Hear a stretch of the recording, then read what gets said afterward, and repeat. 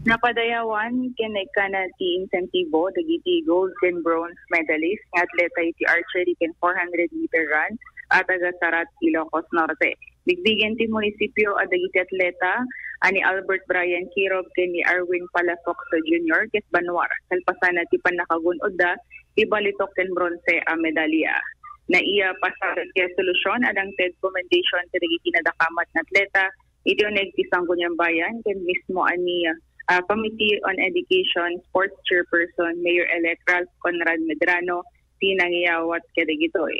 Ni Kirob ket double gold archer at taga Barangay 11 Santa Rosa kinagbasbasa iti Santa Rosa National High School imon unaan nakagunod ito na iti Golden Award iti archery iti napalabas nga R1AA.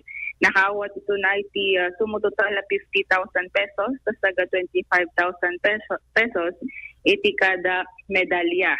Nabigbig pa iso na akas kaunaan a Sarateño gold medalist kanay kurit na nga rod daytoy iti pakasaritaan.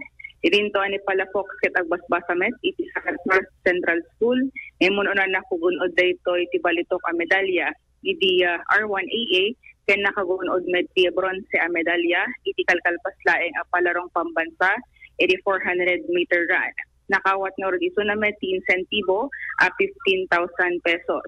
Agpada dagito yung maragsakan iti nagunodan da pamadayaw aglalo kadagiti nagannakda anapalaos ti panagitelda kadagitoy agundaway. Damag iti iliti Sarat kadwa iti 99.5 nawag Idol John Agustin Katap or MN.